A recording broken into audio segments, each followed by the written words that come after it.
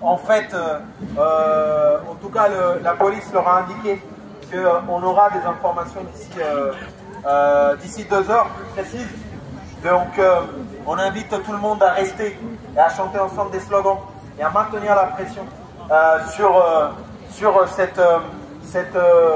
ce commissariat pour qu'il soit relâché, et aussi sur la justice qui comprenne que tous les sales coups qu'ils vont vouloir faire vis-à-vis de notre camarade pour en réalité vouloir criminaliser, ça ne passera pas inaperçu.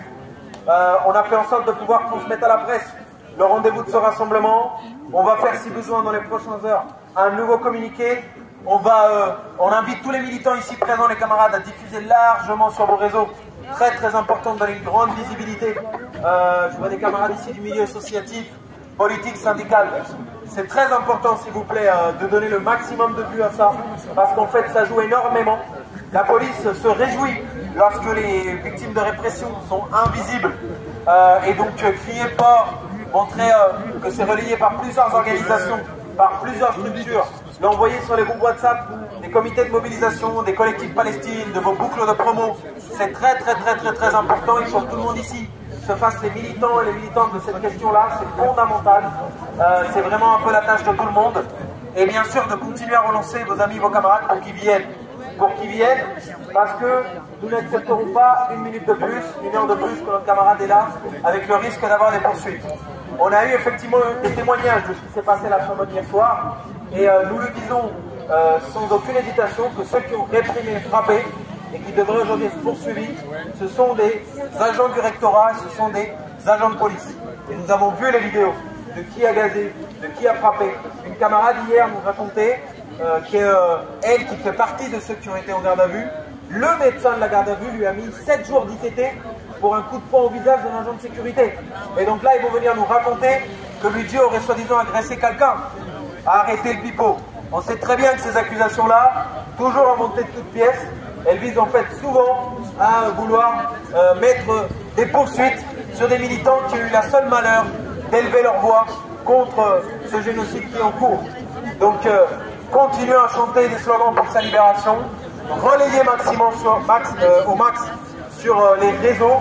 On remercie au passé Cédric d'avoir fait le déplacement, ses camarades et à toutes les organisations présentes. Et bien évidemment, on appelle à rester le plus possible. Il est, me semble-t-il, 14 h. On va faire le point d'ici 15h30, 16h, on voit où ça en est. Et on communiquera largement. Mais on appelle bien évidemment à maintenir le rassemblement et à contenir avec la pression. Merci à vous et on continue avec les slogans.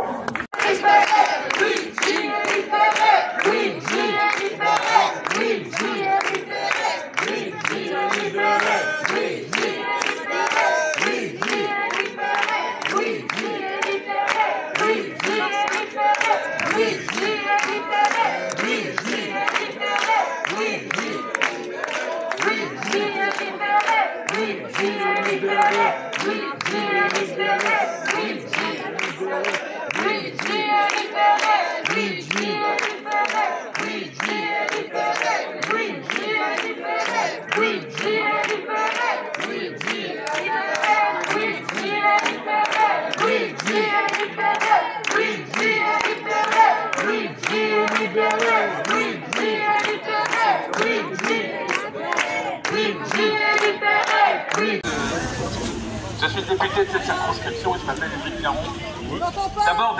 D'abord des nouvelles de Luigi.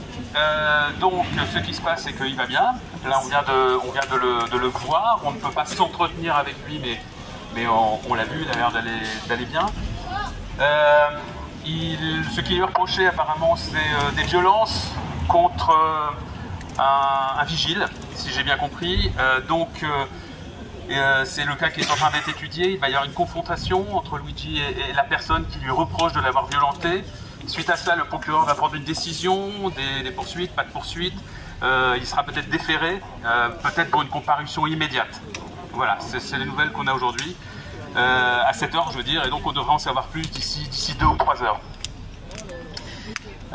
On suit l'affaire bien évidemment et on vous tiendra informé dès que nous aurons des nouvelles, puisqu'on devrait être informé nous directement par le commissariat.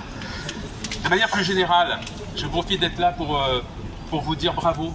Bravo pour votre mobilisation. Il est extrêmement important aujourd'hui.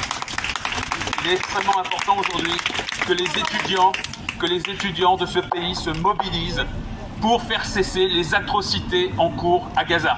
Des atrocités qui ont repris avec une ampleur nouvelle encore depuis quelques jours. Vous le voyez sur les réseaux sociaux, beaucoup plus sur les réseaux sociaux que dans les médias traditionnels évidemment, puisque malheureusement dans notre pays, ce qui se passe à Gaza depuis 7 mois est pas totalement invisibilisé, mais en tout cas c'est vraiment sous-dimensionné aujourd'hui dans nos débats, dans les journaux, à la télévision.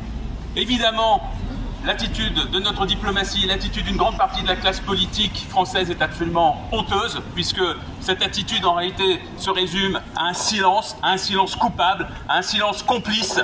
Et le fait qu'aujourd'hui des étudiants se mobilisent pour simplement exiger la paix, exiger l'arrêt des atrocités, l'arrêt du génocide en cours contre les Palestiniens de Gaza, des femmes, des enfants évidemment, des hommes, des civils, eh bien c'est extrêmement important. Ce qui se passe, c'est quelque chose qui dépasse l'entendement en réalité. On n'arrive pas à comprendre comment il est possible qu'on assassine 40 000, sans doute plus, personnes, et qu'il n'y ait pas une réaction absolument scandalisée de l'ensemble de la population, de l'ensemble de la classe politique. Et qu'au contraire, il y a des gens qui vont aller chipoter sur les mots qui sont utilisés. Alors c'est un génocide, c'est pas un génocide, et voilà, et ça va faire des débats pendant des heures. Bien sûr, c'est un génocide. Bon, mais alors, on ne va pas détourner l'attention de l'essentiel parce qu'on va faire tout à coup des débats sémantiques. Bien sûr, c'est un génocide. Qu'on soit, comment dirais-je, qu'on soit obligé à se justifier surtout dès lors que l'on s'élève contre l'injustifiable, qu'on soit confronté à des accusations intolérables. Alors ceux qui aujourd'hui s'élèvent, ce seraient des soutiens du Hamas, ce seraient des antisémites, mais quelle honte d'oser accuser ainsi les voix de la paix. Bien évidemment, il y a aussi le fait que toutes ces voix qui se mobilisent aujourd'hui sont criminalisées, qu'on veut les faire taire, qu'on empêche des réunions où on se mobilise justement autour de ce sujet, qu'on met en garde à vue des étudiants, qu'on vide des universités, des facs. C'est absolument scandaleux. Et la France, en ce moment, est en train de se déshonorer par rapport à d'autres pays. Je pense évidemment à des pays comme l'Espagne, par exemple, comme l'Irlande, le Canada aussi qui commence à bouger un peu. Il se passe des choses. Il se passe des choses. Et la France est honteusement à la traîne. La France laisse se dérouler un génocide en ne disant rien. Donc heureusement que vous êtes là et que vous faites honneur à notre pays. Ne lâchez pas, ne vous laissez pas intimider, ne cédez pas aux menaces. Vous êtes la voix qui compte en ce moment dans ce pays.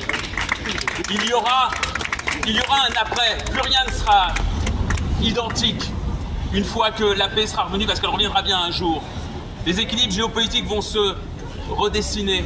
Mais quelle sera encore la crédibilité de l'Europe? Quelle sera encore la crédibilité de la France pour porter la voix des droits humains? Je me pose vraiment la question. Donc vous êtes essentiel pour porter cette voix-là en ce moment. Ne cédez pas. On est avec vous, vous n'êtes pas seul. Il faut que ce mouvement grandisse, grossisse pour que cessent enfin les atrocités commises quotidiennement par l'armée israélienne contre la population de Gaza et évidemment aussi contre les populations de Cisjordanie. Courage, on est avec vous.